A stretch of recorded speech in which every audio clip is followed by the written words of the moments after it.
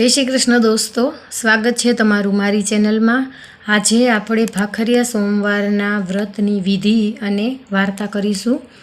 ભાખરિયા સોમવાર વ્રતની વિધિ। પવિત્ર શ્રાવણ માસના પ્રથમ સોમવારથી આ વ્રત શરૂ કરવું। વ્રત કરનારે વ્રતના દિવસે લીલા વસ્ત્ર ન પહેરવા, ભોજનમાં લીલા શાકભાજી કે કઠોળ ન લેવા, વહેલી સવારે સ્નાનાદિથી પરવારી શિવ મંદિરે જઈ બિલ્લીપત્રોથી શિવજીનું પૂજન કરી પાર્વતી તથા ગણેશની પૂજા કરવી। ભાખરિયા સોમવારની વાર્તા કહેવી કે સાંભળવી, પછી 5 ભાખરી બનાવી એકનું નૈવેદ્ય ધરાવવું, બીજી 2 રમતા બાળકોને આપવી અને બાકીની 2નો પ્રસાદ આરોગવો। નૈવેદ્યમાં મૂકેલી ભાખરી ગાયને ખવડાવવી। જળ તુલસી ક્યારે રેડવું। કારતક સુદ 14ના દિવસે આ વ્રતનું ઉજવણું કરી અન્નદાન વસ્ત્રદાન આપવા। આ વ્રત કરનારના સકળ મનોરથ સિદ્ધ થાય છે। વાર્તા।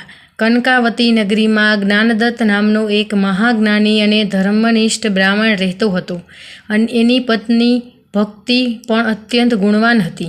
મહાજ્ઞાની હોવા છતાં જ્ઞાનદત્ત ઘણો ગરીબ હતો। ભિક્ષામાં જે કાંઈ મળે તેનાથી પેટનો ખાડો પૂરતા અને પ્રભુ ભજન કરતા।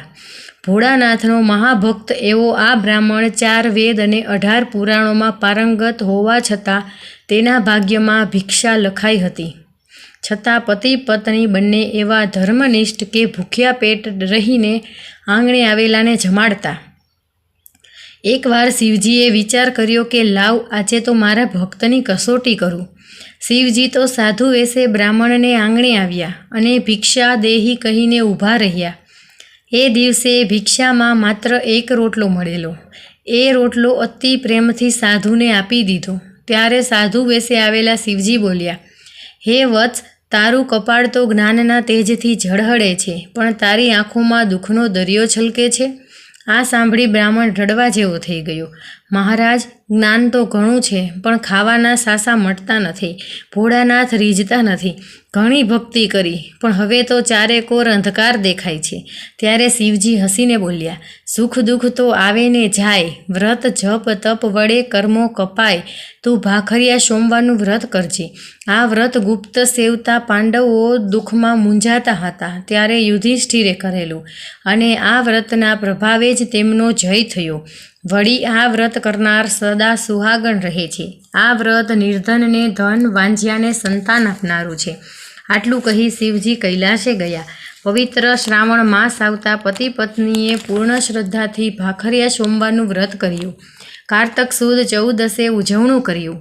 આ વ્રતના પ્રભાવે પૂર્વજન્મના સર્વ પાપ બળી ગયા। એ જ રાત્રે નગરના રાજાને સપનું આવ્યું। સપનામાં શિવજીએ કહ્યું કે હે રાજા, તારી નગરીમાં જ્ઞાનદત્ત નામનો એક જ્ઞાની પંડિત વસે છે। એને તું રાજ પંડિતની પદવી આપ।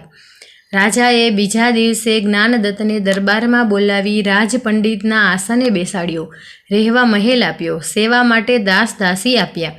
એક જ રાતમાં ગરીબ જ્ઞાનદત્ત સમૃદ્ધિવાન બની ગયો।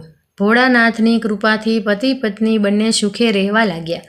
હે ભોળાનાથ, તમે જેવા જ્ઞાનદત્તને ફળ્યા એવા ભાખરિયા સોમવારનું વ્રત કરનાર સૌને ફળજો। ઓમ નમઃ શિવાય। તો મિત્રો, તમને મારી વાર્તા પસંદ આવી હોય તો મારી ચેનલને લાઇક, શેર અને સબસ્ક્રાઈબ કરજો, કોમેન્ટ કરજો। જય શ્રી કૃષ્ણ।